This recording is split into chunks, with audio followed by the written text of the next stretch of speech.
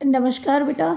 मैं ये कहना चाहूँगी कि जैसे ही हमारी अभी बात जो है आपको पता है कि सीएम से होने वाली थी और मैंने आपको बोला है कि सीएम के लिखित माँग के बाद सीएम जब हमें लिखित रूप में देंगे तभी हम यहाँ पर आपको बोलेंगे। याद रखिएगा कुछ लोगों के द्वारा अफ़वाह फैलाई जा रही है, ग्रुप को भी डिलीट किया जा रहा है ना? और हमें हमें जितनी यूनिटी है ना अलग करने की कोशिश किया जा रहा है। अरविंद भदौरिया सर की तबीयत बहुत ज़्यादा ख़राब है इसलिए वो आईसीयू में एडमिट है बेटा। और अभी-अभी मेरे को होश आया है।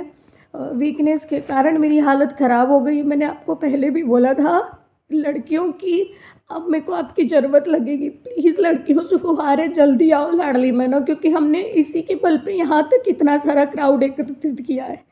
याद रखो जब वहाँ पर आप आए तो आपको यही उनका प्लान था लड़कियों। मैंने आप सब लड़कियों से बात किया था कि हमको तोड़ेंगे। हमारी लाडली बहनों में दम है तभी इतने सारे की जनसंख्या पे आए। आज तक का ऐसा कोई आंदोलन नहीं है जिस पे डायरेक्ट सीएम से बात करने दी जा रही है ना? और यही उनका प्लान था कि मैं टूटूँ। लास्ट में मेरे को अब पता है तोड़ने की कोशिश की गई थी। इसीलिए मैंने लाडली बहना पर चिल्लाया था कि आपकी ज़रूरत है। बेटा इससे आज भी मैं कुछ नहीं कह पाऊँगी। मेरी बहुत ज़्यादा तबीयत ख़राब है। मैं सीएम के पास नहीं जा पाई इसी कारणवश अब भी सोकर उठी हूँ।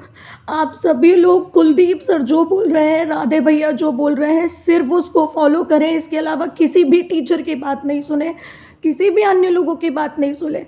और जितनी ज़्यादा से ज़्यादा इस बात को फैला सकते हैं जल्दी फैलाओ। अभी आंदोलन ख़त्म नहीं हुआ है, याद रखना, है ना? आंदोलन तभी ख़त्म होगा जब हमने बोला था जो मांगे हैं हमारी, है ना? इससे ज़्यादा अभी मैं कुछ नहीं बोल पाऊँगी। मैं नहीं उठूँगी, मैं बोल रही हूँ लड़कियाँ ज़्यादा से ज़्यादा आगे आओ।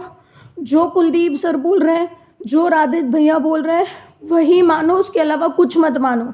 क्योंकि क्या है बीच बीच में बहुत सारे ऐसे टीचर्स हैं, मैं डायरेक्ट बोल रही हूँ, बहुत सारे ऐसे जोधा बन रहे हैं जो बेटा आ रहे हैं और अपने मन से फैला रहे हैं। क्योंकि जनसंख्या बढ़ रही है, मैंने बोला था कुछ असामाजिक तत्व बीच बीच में आ रहे हैं। अगर तुम 20 लड़कियां भी आ गई ना, ये वो लड़कियां भी आ गई जिनको मैंने कहा था कि तुम आमरण अनशन पे बैठ जाना जब तक वो बातें नहीं मनवाई जाएंगी जो कुलदीप सर और राधे भैया बोलेंगे।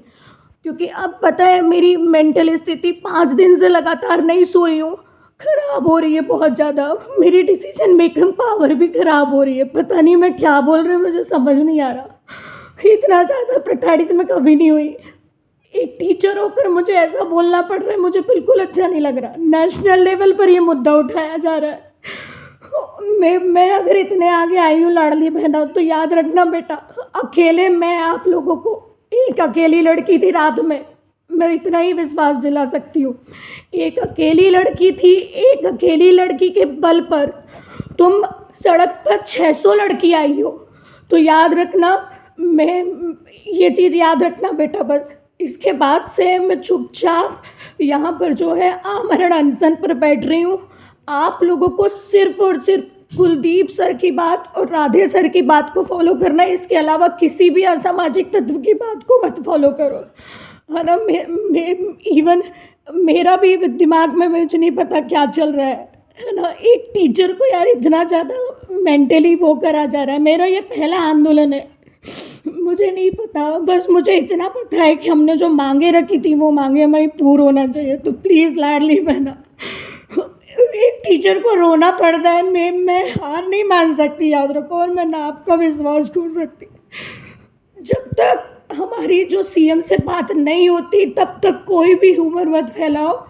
ग्रुप एक डिलीट हो गया है, हमारा सबसे बड़ा पावर हम ही है और हमको कम्युनिकेशन एरर पैदा की जा रही है। सिर्फ बार बार बोल रही हूँ कि कुलदीप सर और राधे भैया की बात मानना, क्योंकि पूरे नेटवर्क तोड़ दिए गए। अरविंद सर आईसीयू में, और मेरे को अब जाके समझ में आ रहा है कि लाडली बहनों को तोड़ने की कोशिश की जा रही थी। अब जाके होश आया है मेरे को। तो प्लीज़ जब तक सीएम